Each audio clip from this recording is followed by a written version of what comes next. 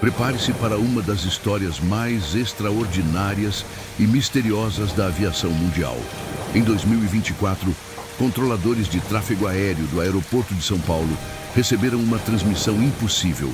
O voo KLM-447, que havia desaparecido misteriosamente em 1994, estava solicitando permissão para pouso. Neste relato fascinante e detalhado, acompanhe a investigação conduzida pelo Dr. Roberto Mendes, do CENIPA, junto com uma equipe extraordinária de controladores aéreos, cientistas, investigadores e até mesmo um padre do aeroporto. Deite-se, relaxe e curta a nossa história. O mistério do avião holandês. Parte 1. O voo fantasma. O Aeroporto Internacional de São Paulo fervilhava com a movimentação típica de uma manhã de terça-feira. Entre os diversos voos que chegavam e partiam, um chamava a atenção apenas dos controladores de tráfego aéreo mais experientes.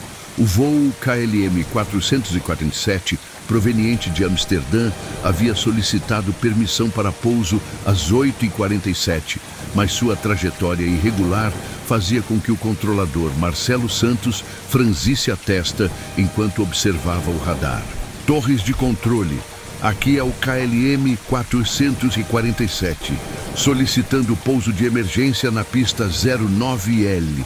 Ecoou a voz através do rádio, carregada de um sotaque holandês carregado de tensão. Marcelo, um homem de 45 anos com mais de 20 anos de experiência no controle de tráfego aéreo, imediatamente notou algo estranho. A voz do piloto soava distorcida, quase metálica, como se estivesse sendo transmitida através de equipamentos antigos. Ele ajustou os fones de ouvido e verificou novamente a frequência. KLM-447. Aqui é a Torre de São Paulo. Qual a natureza de sua emergência? Confirme sua altitude e posição atual. Respondeu Marcelo, mantendo a calma profissional que anos de treinamento lhe proporcionaram. O silêncio que se seguiu durou exatos 43 segundos. Marcelo começou a contar mentalmente, uma técnica que desenvolvera para controlar a ansiedade em situações críticas. Quando estava prestes a repetir a chamada, a voz retornou. Torre de São Paulo, KLM-447. Temos problemas técnicos múltiplos, sistema de navegação comprometido. Solicito orientação para pouso imediato. Marina Oliveira, supervisora de turno e colega de Marcelo há mais de 10 anos, aproximou-se da estação de trabalho. Seus olhos castanhos, normalmente calmos e confiantes, demonstravam preocupação. Marina havia crescido em Campinas e sempre sonhara em trabalhar com aviação, inspirada pelas histórias de seu avô, que fora mecânico de aeronaves na década de 1960. Marcelo, está vendo isso no radar? Ela perguntou, apontando para o monitor. A aeronave aparece intermitentemente. Ora está aqui, ora desaparece completamente do sistema. De fato, o ponto luminoso que representava o KLM-447 piscava de forma irregular, surgindo e desaparecendo do radar como se a aeronave estivesse alternando entre duas dimensões. Marcelo verificou os sistemas, mas todos os equipamentos funcionavam perfeitamente. KLM-447, confirme seu tipo de aeronave e número de passageiros a bordo, solicitou Marcelo seguindo os protocolos de emergência. Torre de São Paulo, KLM-447, Boeing 747-200. 243 passageiros a bordo, mais 16 tripulantes. Combustível para aproximadamente 15 minutos de voo. Marina fez uma pausa. Algo não estava certo. Ela conhecia bem as especificações das aeronaves que operavam regularmente no aeroporto e sabia que a KLM havia aposentado seus últimos Boeing 747-200 há mais de 15 anos. Além disso, a capacidade máxima desse modelo específico nunca chegava a 243 passageiros na configuração comercial padrão. Marcelo, ela sussurrou, preciso verificar algo urgente. Enquanto Marina se dirigia ao terminal de computador auxiliar para consultar os registros de voo, Marcelo continuou as comunicações com a aeronave fantasma. O protocolo exigia que ele mantivesse contato constante até o pouso seguro, independentemente de quaisquer suspeitas que pudesse ter. KLM 447, você está autorizado para a aproximação na pista 09L. Vento de 180 graus a 8 nós. Altímetro 30/15. Contate a torre em 118.7 quando estiver a 5 milhas da cabeceira. Confirmado, Torre de São Paulo. Aproximação para a pista 09L. Marina retornou com informações que fizeram o sangue de ambos gelar. Segundo os registros da ANAC e da própria KLM, não havia nenhum voo KLM 447 programado para chegar a São Paulo naquela data. Mais perturbador ainda, o último voo com essa numeração havia sido registrado em 1994, exatamente 30 anos antes, e havia desaparecido sobre o Oceano Atlântico durante uma tempestade, sem nunca ser encontrado.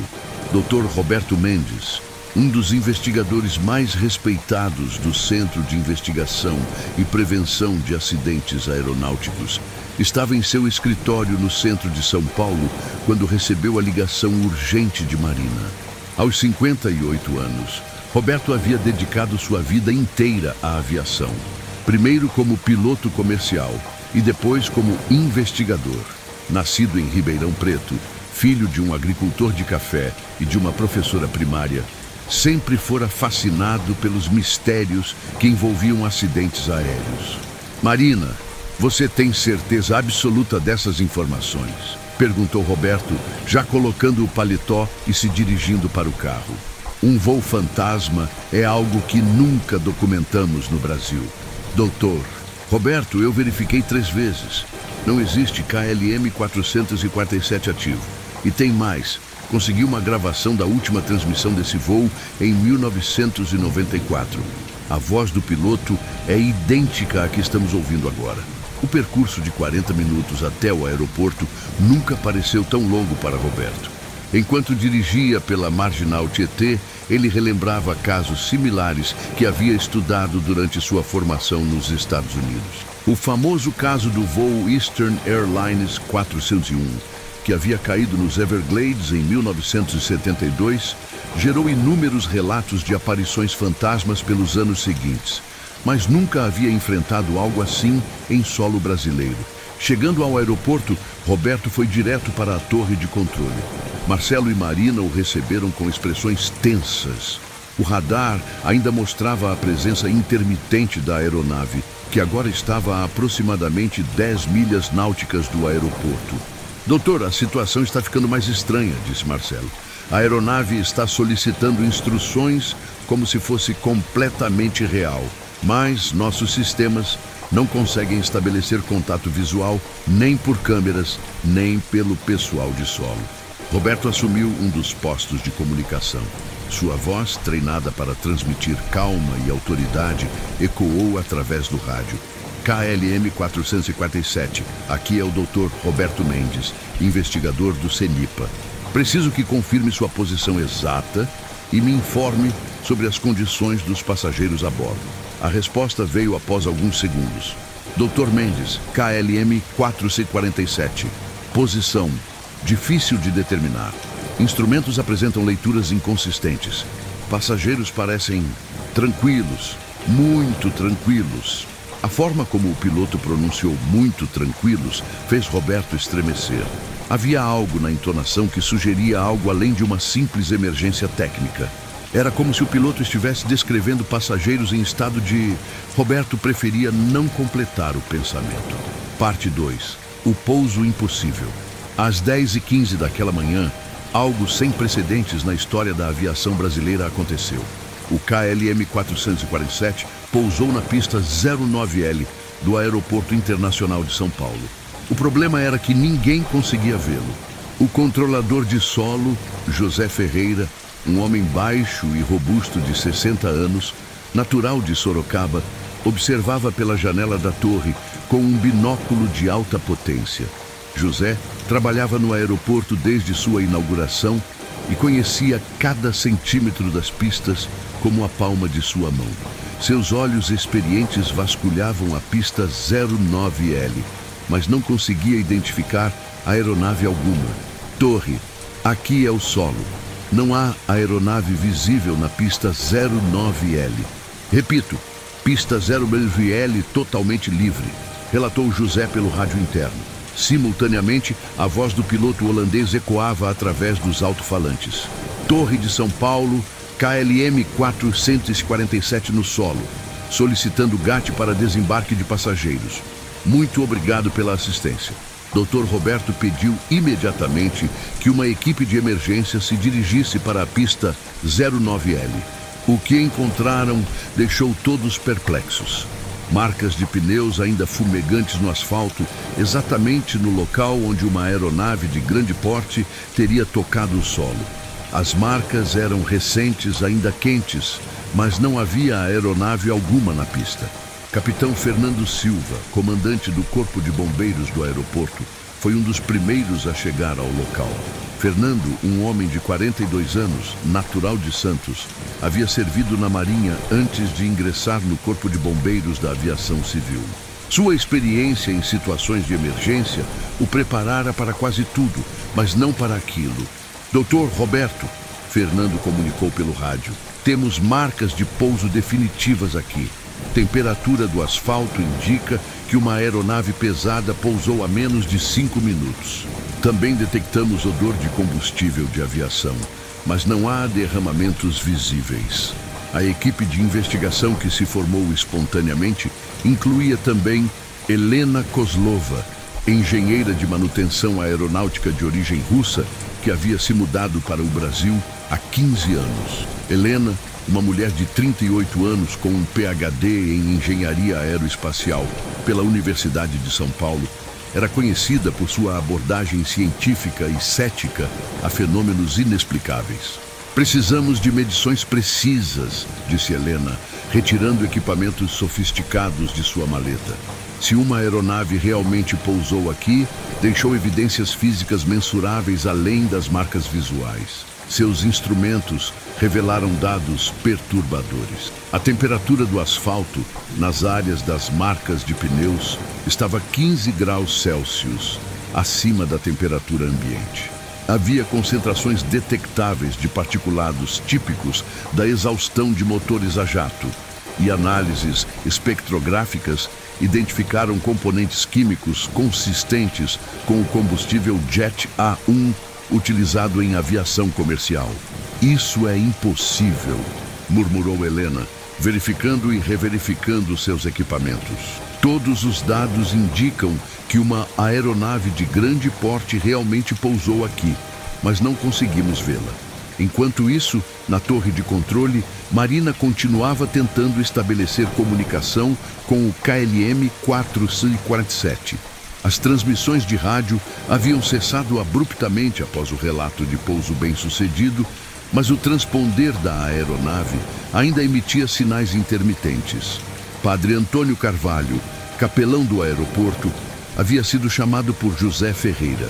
Padre Antônio, um homem de 70 anos, nascido em Aparecida do Norte, dedicara sua vida ao ministério religioso em ambientes de trabalho. Embora fosse cético quanto a fenômenos sobrenaturais, sua fé profunda e sua experiência com situações de crise o tornavam uma presença tranquilizadora em momentos de tensão. Meu filho, disse Padre Antônio a Roberto, em 50 anos de sacerdócio, aprendi que há mistérios que desafiam nossa compreensão racional. Talvez devêssemos considerar que nem tudo pode ser explicado através da ciência tradicional. Roberto, embora respeitasse profundamente a perspectiva religiosa do padre, mantinha seu foco na investigação científica. Padre Antônio, aprecio sua sabedoria, mas preciso encontrar explicações baseadas em evidências. 243 passageiros não simplesmente desaparecem. A menção aos passageiros trouxe uma nova dimensão ao mistério. Se o voo realmente havia pousado, onde estavam as pessoas a bordo?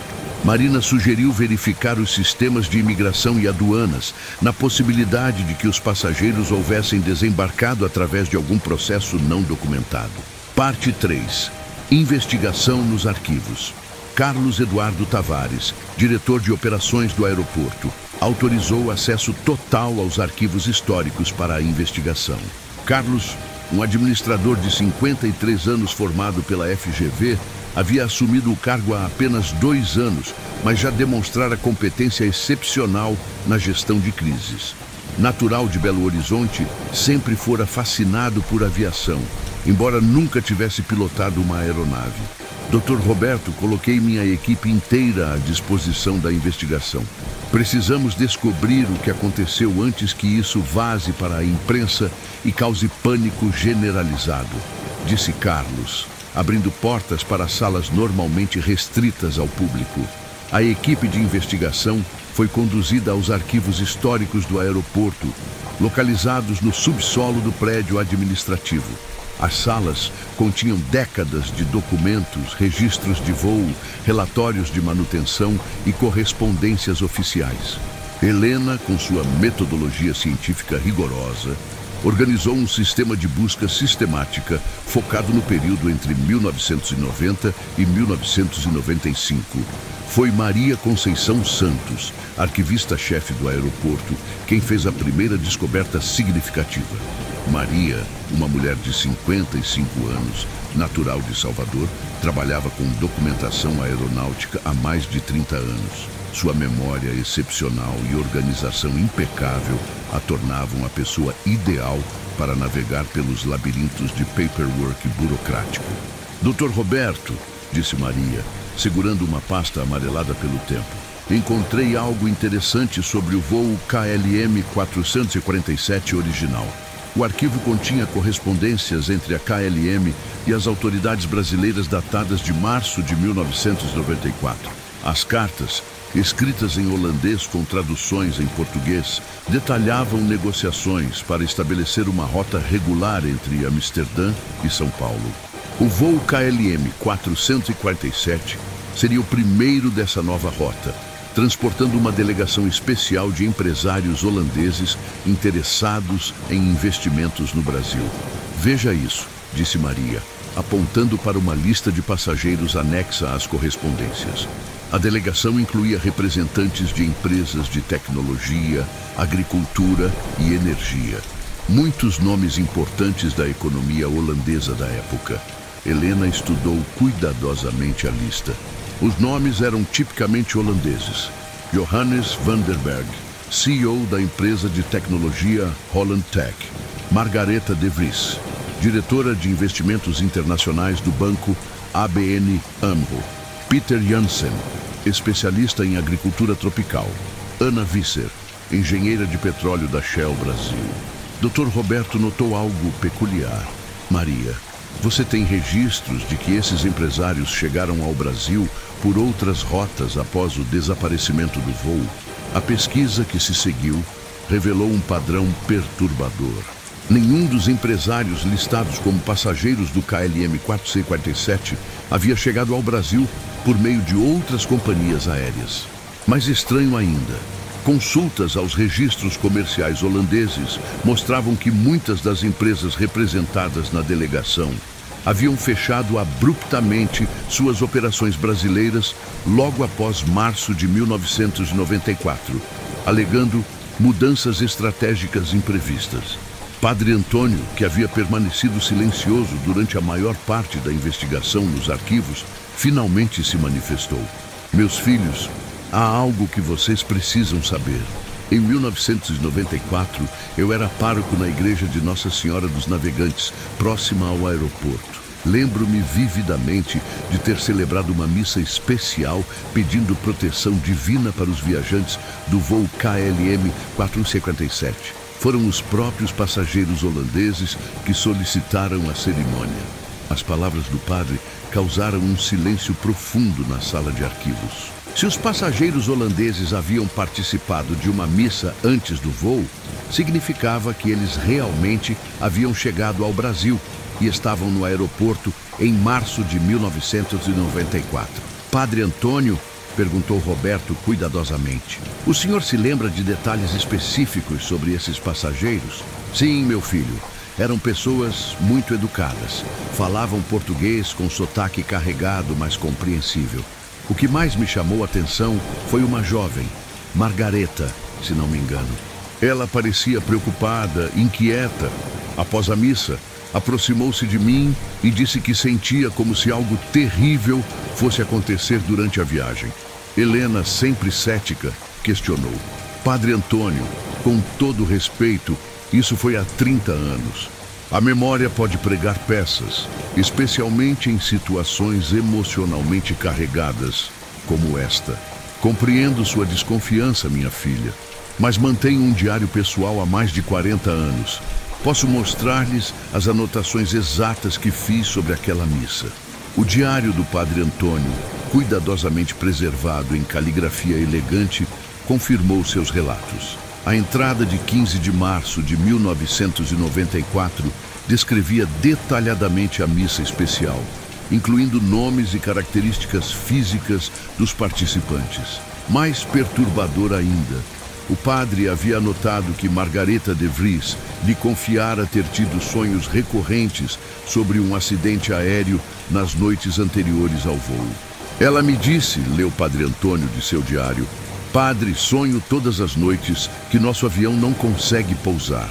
Ficamos voando eternamente, sem nunca encontrar um lugar para descansar. Parte 4. Segredos do passado.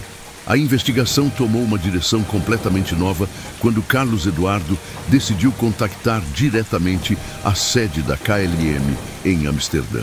Através de chamadas internacionais e correspondência eletrônica, conseguiu estabelecer comunicação com Hendrik van der Meer, historiador oficial da companhia aérea holandesa. Hendrik, um homem de 65 anos, especializado em documentação histórica da KLM, inicialmente mostrou-se relutante em discutir o caso do voo 447.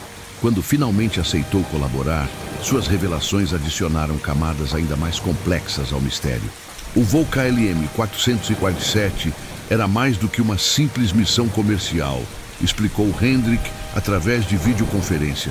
Era parte de uma operação secreta do governo holandês para estabelecer acordos energéticos com o Brasil. A delegação carregava documentos confidenciais sobre investimentos em petróleo offshore na bacia de Campos. Dr. Roberto pediu detalhes adicionais, mas Hendrik hesitou antes de continuar. Há aspectos desse caso que permaneceram classificados por décadas. O que posso dizer é que a perda do voo 447 causou uma crise diplomática silenciosa entre os Países Baixos e o Brasil. Acordos econômicos de bilhões de dólares foram cancelados abruptamente. Helena, com sua abordagem direta, questionou. Sr. Hendrik, está sugerindo que o desaparecimento do voo pode ter sido intencional? Um ato de sabotagem política ou econômica? A pausa que se seguiu foi longa e carregada de tensão. Hendrik ajustou os óculos e olhou diretamente para a câmera. Senhorita Kozlova, há teorias que nunca foram oficialmente investigadas. Algumas sugerem que o voo 447 descobriu informações que certas pessoas prefeririam manter em segredo. Marina, que havia permanecido em silêncio durante a maior parte da conversa, finalmente se manifestou. Sr. Hendrik, preciso fazer uma pergunta direta. É possível que o voo 447 nunca tenha realmente decolado de Amsterdã em 1994? A pergunta atingiu o alvo.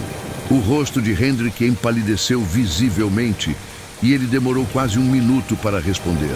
Senhora Oliveira, os registros oficiais mostram que o voo decolou conforme programado às 14h30 de 15 de março de 1994. No entanto, há discrepâncias nos manifestos de passageiros que nunca foram adequadamente explicadas. Que tipo de discrepâncias? Insistiu Roberto. Os registros de embarque em Schiphol mostram 259 passageiros, mas as últimas comunicações de rádio relataram 243. 16 pessoas que aparentemente embarcaram simplesmente desapareceram da contagem oficial durante o voo. Esta revelação transformou completamente a natureza da investigação. Se 16 passageiros haviam desaparecido durante o voo, isso sugeria algo muito mais complexo do que um simples acidente aéreo. José Ferreira, o controlador de solo, lembrou-se de algo importante. Dr. Roberto, talvez devêssemos verificar os registros de imigração de 1994. Se alguns passageiros realmente chegaram ao Brasil através de outros meios, deve haver documentação oficial. A sugestão levou a equipe aos arquivos da Polícia Federal no aeroporto. O delegado responsável, Marcos Ribeiro, um homem de 47 anos especializado em investigações de imigração irregular, forneceu acesso aos registros históricos de entrada no país. O que descobriram foi ainda mais perturbador. 16 cidadãos holandeses haviam dado entrada no Brasil através de São Paulo em 16 de março de 1994, exatamente um dia após o desaparecimento do voo KLM 447. Os nomes não constavam da lista oficial de passageiros, mas as profissões correspondiam exatamente àquelas das pessoas que supostamente haviam desaparecido durante o voo. Isso é impossível, murmurou Helena, estudando os documentos. Como pessoas que desapareceram em um voo podem ter entrado no país no dia seguinte? Delegado Marcos, com sua experiência em casos complexos de imigração, ofereceu uma perspectiva profissional.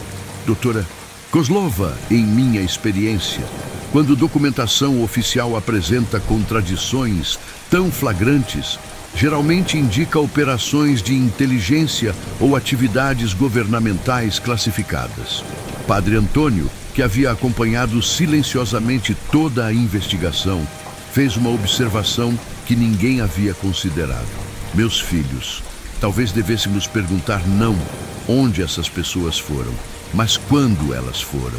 A sugestão aparentemente enigmática do padre fez Roberto refletir sobre possibilidades que desafiavam a lógica convencional. Se o voo KLM 447 realmente havia pousado no aeroporto naquela manhã, mas os passageiros haviam chegado ao Brasil 30 anos antes, isso sugeria uma distorção temporal que a ciência moderna não podia explicar. Parte 5.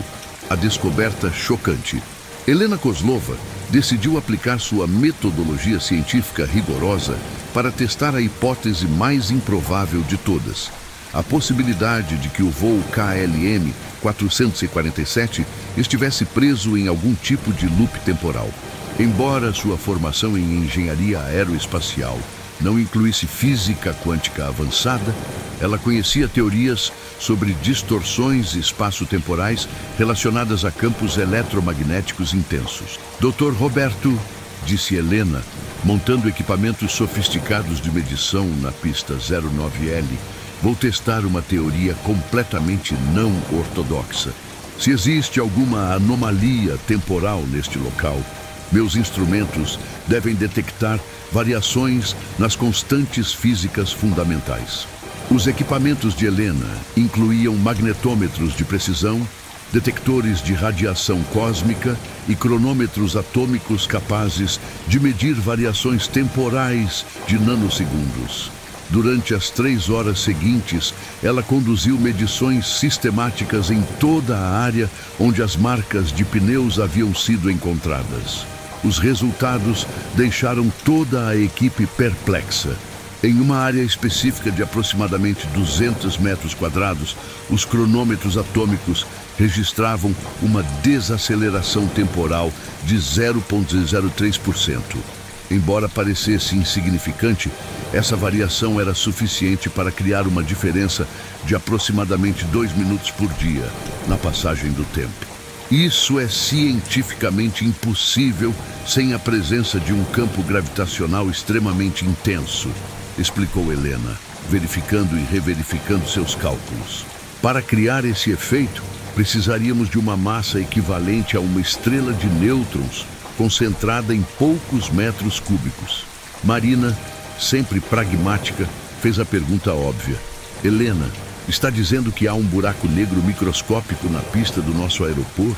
Não exatamente, Marina, mas há definitivamente uma anomalia espaço-temporal localizada. É como se essa área existisse ligeiramente fora do fluxo normal do tempo.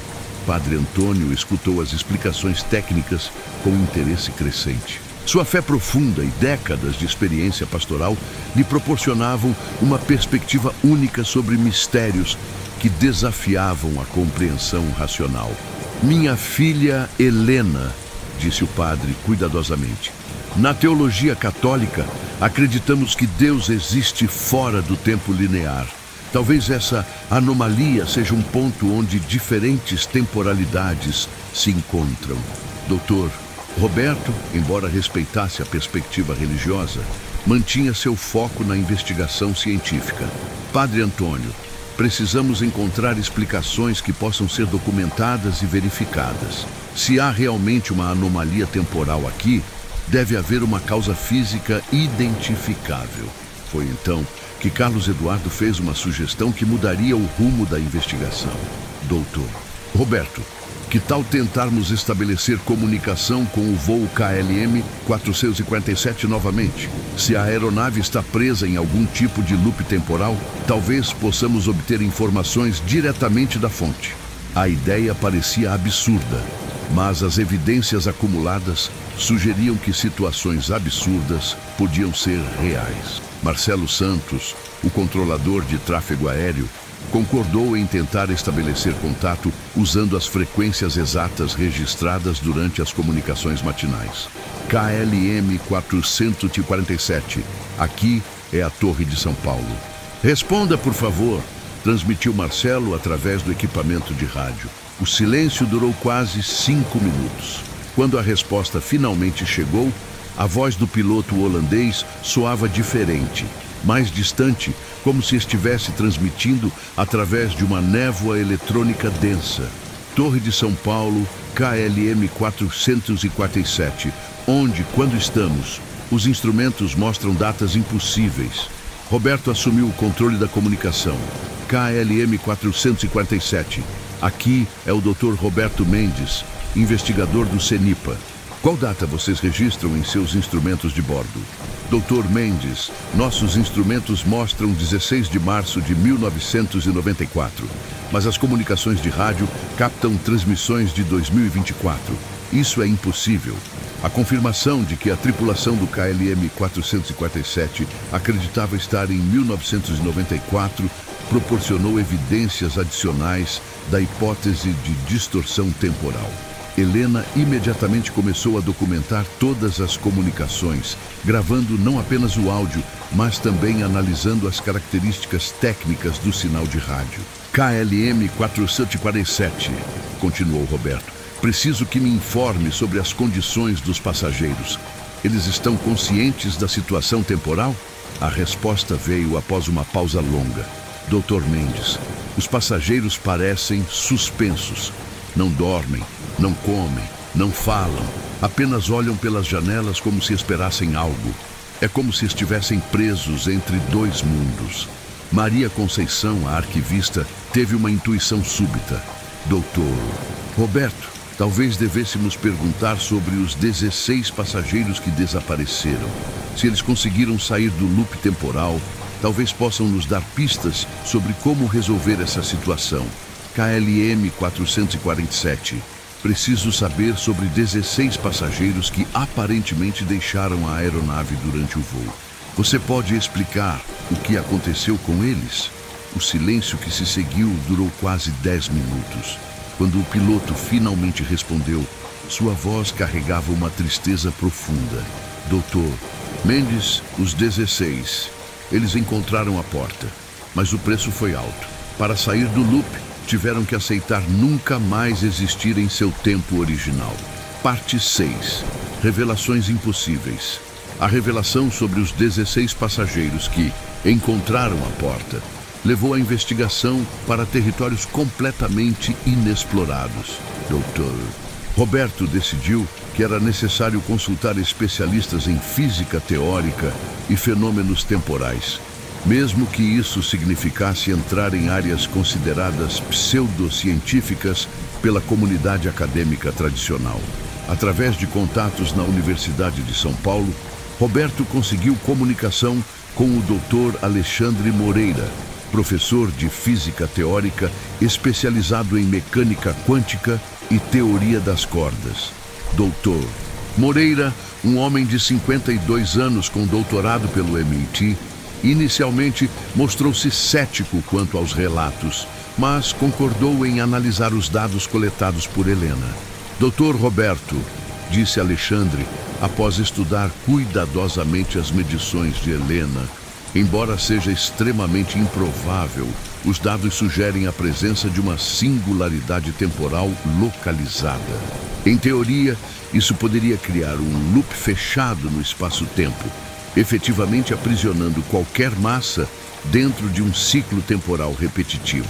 Helena, fascinada pelas implicações científicas, perguntou: Dr. Alexandre, como tal singularidade poderia ter se formado naturalmente?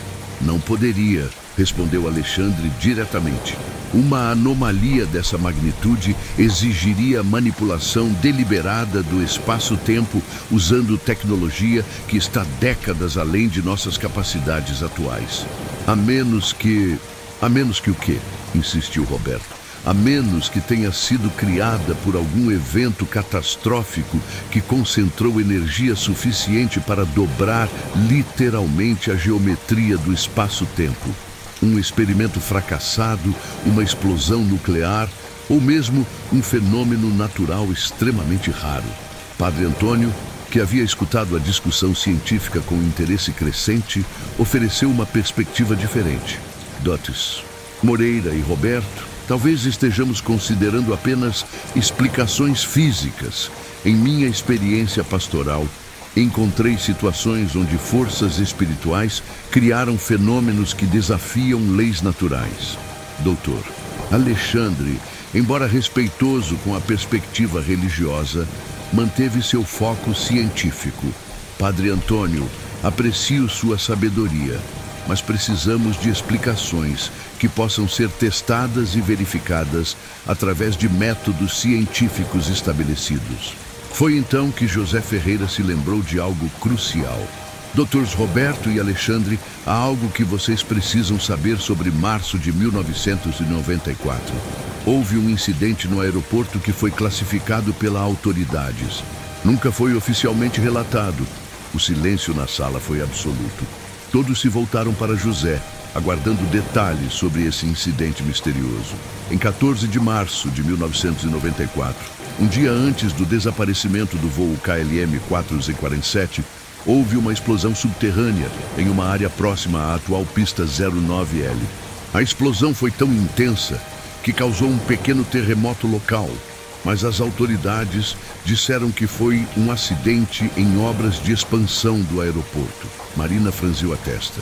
José, por que isso nunca foi mencionado nos registros oficiais? Porque não foi um acidente de obras, Marina. Era um projeto militar classificado.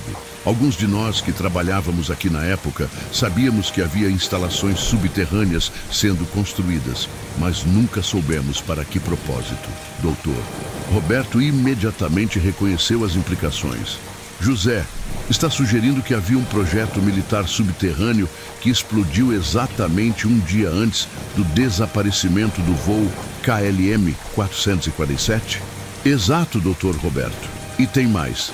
Após a explosão, toda a área foi isolada por militares durante uma semana. Quando reabriu, disseram que tudo havia sido resolvido, mas muitos de nós notamos anomalias estranhas na região pelos meses seguintes.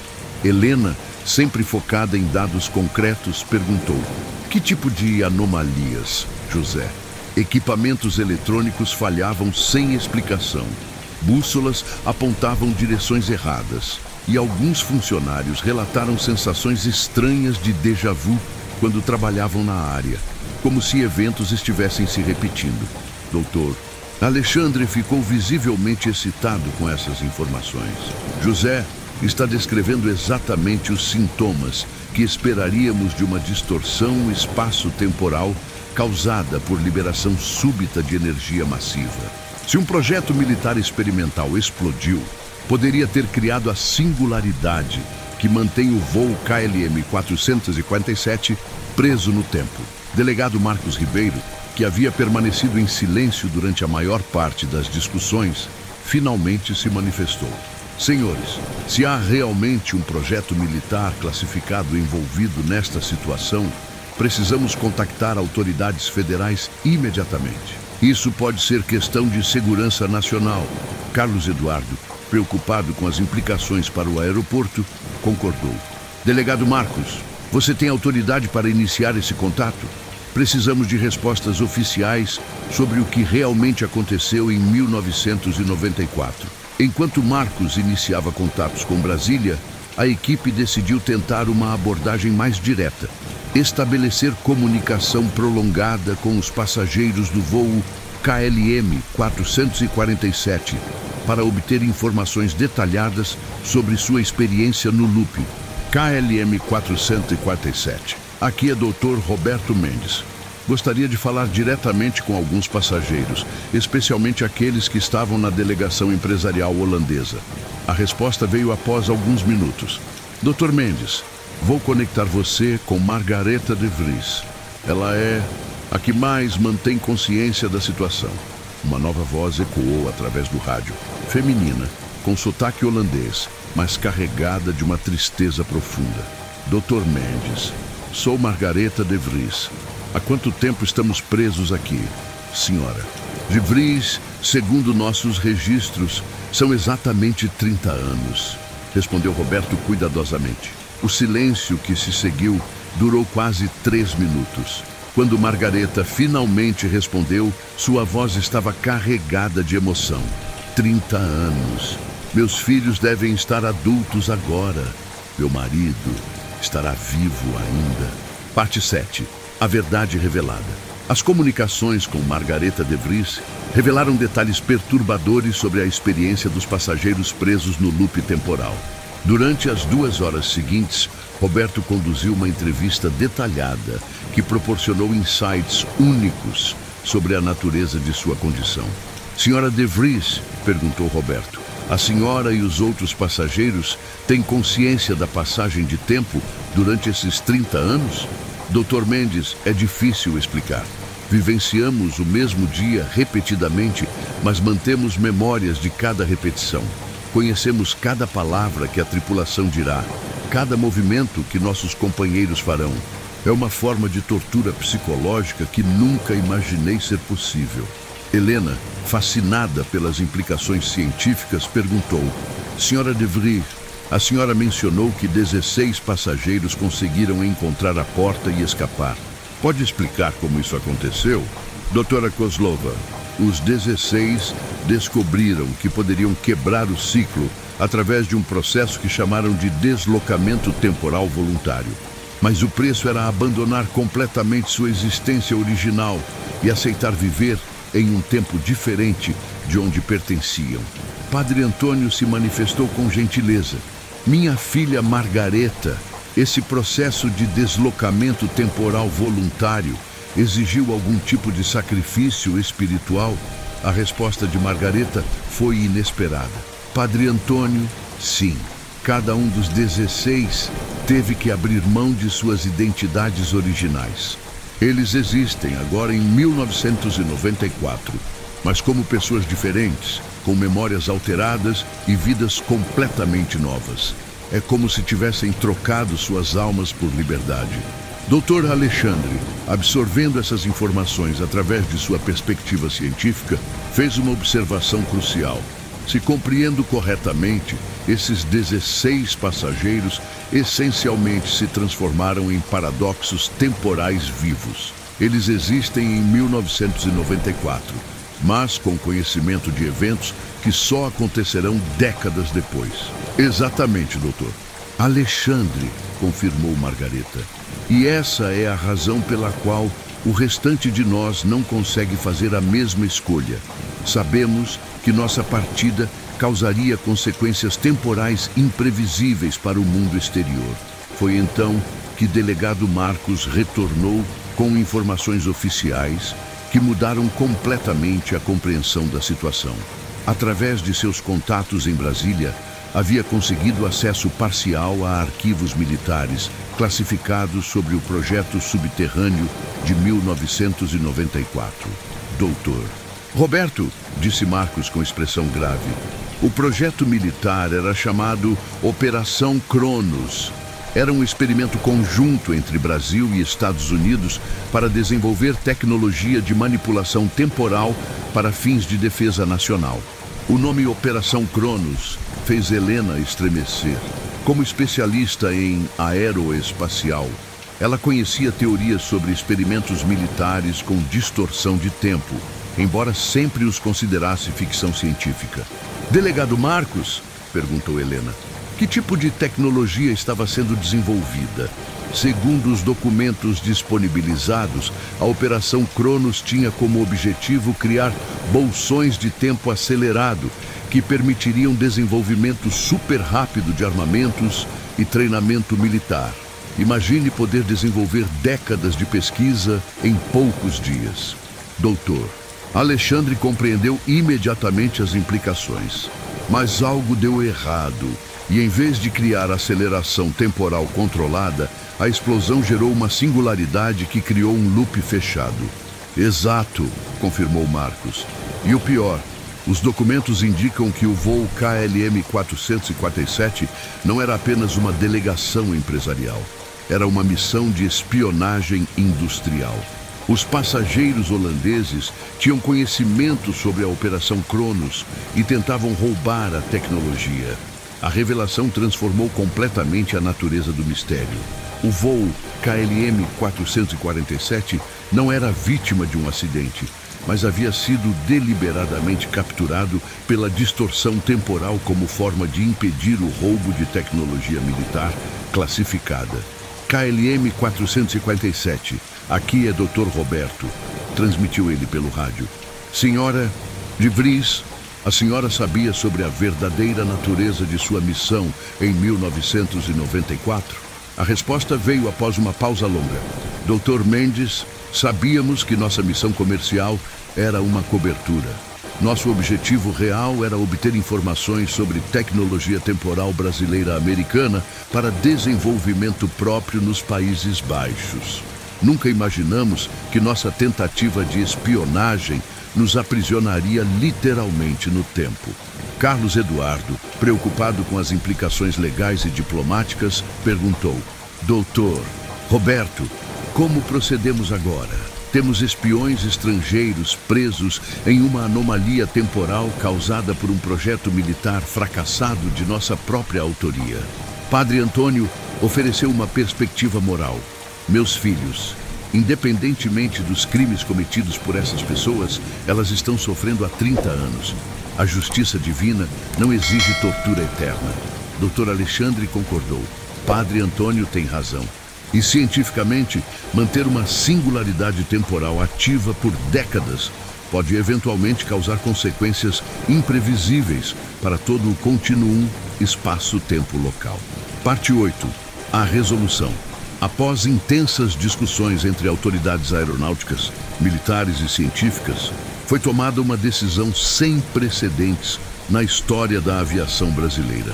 Tentar um resgate temporal do voo KLM-447. Doutor Alexandre, trabalhando com especialistas militares, e Helena Kozlova, desenvolveu uma teoria sobre como a singularidade poderia ser neutralizada de forma controlada.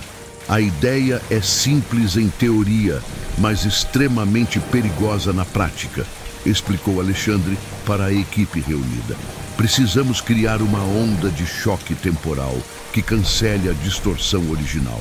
Isso deve permitir que a aeronave complete sua trajetória temporal e pouse definitivamente em nosso presente.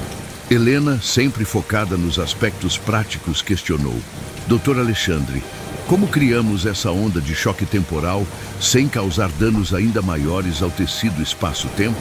Através de uma explosão controlada de antimatéria em quantidades minúsculas, sincronizada precisamente com o ciclo temporal da anomalia. É como cancelar uma onda sonora com sua frequência inversa. Padre Antônio, preocupado com o aspecto humano da operação, fez uma pergunta crucial. Dr. Alexandre, qual será o impacto sobre os passageiros e tripulação? Eles sobreviverão ao processo? Padre Antônio, é impossível garantir. Eles podem retornar ao nosso tempo presente como pessoas normais, ou podem simplesmente cessar de existir. É um risco que precisamos aceitar.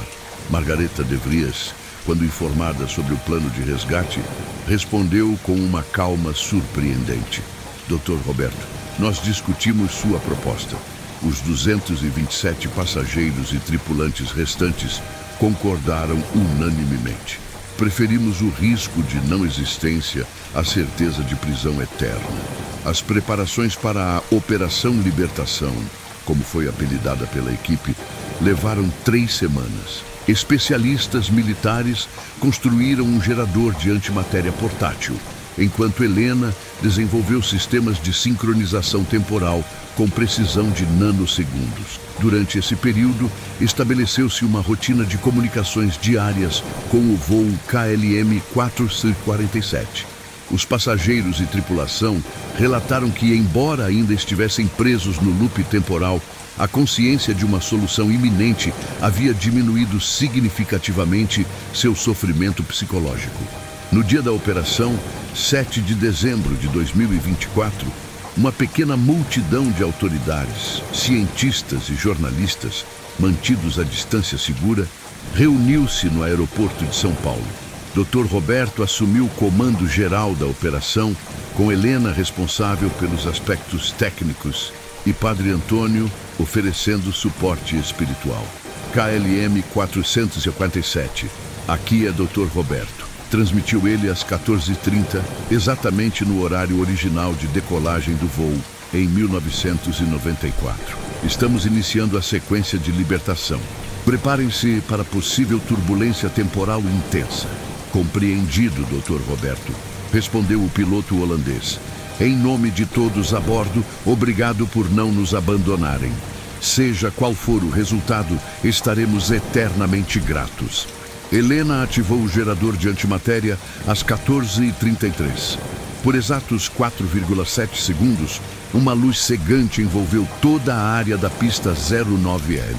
Instrumentos sísmicos registraram uma vibração que parecia distorcer a própria realidade local. Quando a luz se dissipou, o silêncio foi absoluto. Então, lentamente, uma forma materializada começou a aparecer na pista. O KLM 447, um Boeing 747-200 da configuração dos anos 1990, estava pousando fisicamente no aeroporto de São Paulo. A aeronave que tocou o solo não era mais um fantasma temporal. Era uma aeronave real, sólida, com 227 pessoas a bordo que haviam envelhecido apenas alguns meses em 30 anos de prisão temporal.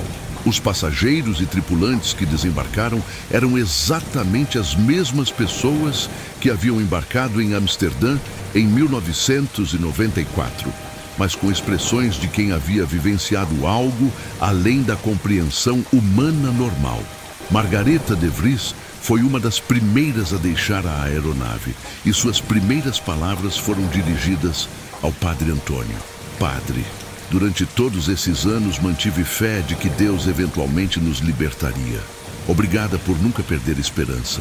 Doutor, Roberto coordenou o processamento cuidadoso de todos os passageiros e tripulantes. Como estrangeiros que tecnicamente haviam entrado no país ilegalmente através de distorção temporal, precisaram de documentação especial preparada antecipadamente pelas autoridades brasileiras. Helena conduziu entrevistas detalhadas com cada pessoa a bordo, documentando suas experiências durante o loop temporal para futura pesquisa científica.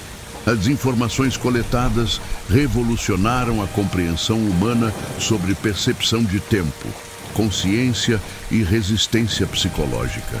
6 meses depois, Margareta de Vries estabeleceu residência permanente no Brasil, onde trabalha como consultora para a Universidade de São Paulo em pesquisas sobre fenômenos temporais. Ela mantém contato regular com Padre Antônio, que a considera uma das pessoas mais sábias que já conheceu. Doutor Alexandre recebeu financiamento internacional para estabelecer o primeiro laboratório de pesquisa temporal do Brasil, com Helena como diretora técnica. Seus estudos sobre a singularidade neutralizada continuam gerando descobertas científicas importantes. O aeroporto de São Paulo instalou uma placa memorial na pista 09L, commemorating o milagre temporal de 2024. Marina Oliveira foi promovida a supervisora-chefe de controle de tráfego aéreo, especializando-se em protocolos para situações anômalas. José Ferreira aposentou-se 6 meses depois da operação, mas continua visitando o aeroporto regularmente. Ele afirma que, embora a anomalia temporal tenha sido neutralizada, ainda sente ecos temporais ocasionais na área. Padre Antônio escreveu um livro sobre a experiência, intitulado Quando o Tempo se Curvou, uma reflexão sobre fé e ciência. O livro tornou-se um best-seller internacional e é considerado um marco na discussão sobre intersecção entre espiritualidade e física avançada. Dr. Roberto continuou sua carreira como investigador aeronáutico, mas agora com foco especial em fenômenos inexplicados. Ele estabeleceu um protocolo internacional para lidar com anomalias temporais em aviação, que foi adotado por organizações aeronáuticas em todo o mundo. O governo brasileiro e holandês assinaram um acordo diplomático especial, classificando todo o incidente como evento científico excepcional, em vez de espionagem internacional. Os passageiros do voo KLM 447 foram perdoados de qualquer crime relacionado à sua missão original, em reconhecimento ao sofrimento extraordinário que enduraram. Marcelo Santos, o controlador de tráfego aéreo que primeiro detectou o voo fantasma, foi condecorado pelo governo brasileiro por seu profissionalismo durante a crise. Ele continua trabalhando na torre de controle, mas agora treina outros controladores em protocolos para situações anômalas. A aeronave KLM 447 foi preservada como patrimônio histórico no Museu da Aviação de São Paulo. Visitantes de todo o mundo vêm conhecer o avião que viajou através do tempo. A KLM estabeleceu um memorial permanente em Schiphol Airport para comemorar a resolução extraordinária do mistério de 30 anos. Carlos Eduardo foi promovido a diretor regional de operações aeroportuárias, supervisionando a implementação de novos protocolos de segurança que consideram possibilidade de anomalias espaciotemporais. O aeroporto de São Paulo tornou-se referência mundial em gestão de crises extraordinárias. Maria Conceição Santos, a arquivista que descobriu os documentos cruciais, recebeu reconhecimento internacional por sua contribuição à resolução do mistério.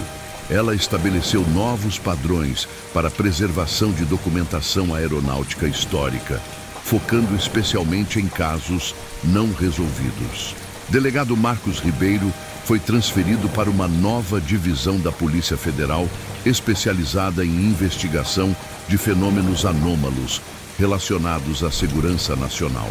Sua experiência com o caso KLM 447 o tornou a principal autoridade brasileira em questões temporais e de segurança. O caso do voo KLM 447 permanece único na história da aviação mundial. Embora documentado extensivamente e verificado por múltiplas organizações internacionais, continua desafiando explicações científicas convencionais. Representa um marco na compreensão humana sobre as possibilidades e perigos da manipulação temporal. 5 anos depois da resolução, todos os passageiros e tripulantes do voo KLM 447 se reúnem anualmente em São Paulo para comemorar sua segunda chance de vida. O evento, conhecido como Encontro dos Viajantes do Tempo, atrai pesquisadores e curiosos de todo o mundo. A história do mistério do avião holandês transformou-se em símbolo de como cooperação internacional, ciência avançada e fé podem superar desafios aparentemente impossíveis. Serve como lembrete de que a realidade é muito mais complexa e misteriosa do que nossa compreensão cotidiana pode abarcar.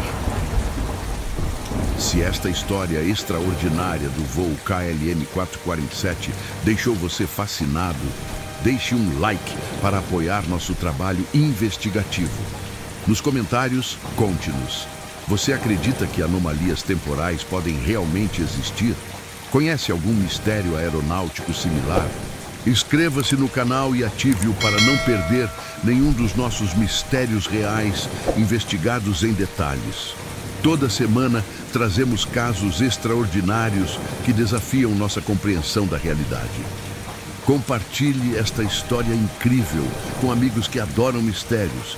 Este caso do avião holandês que viajou no tempo merece ser conhecido por todos os fascinados pelo inexplicado.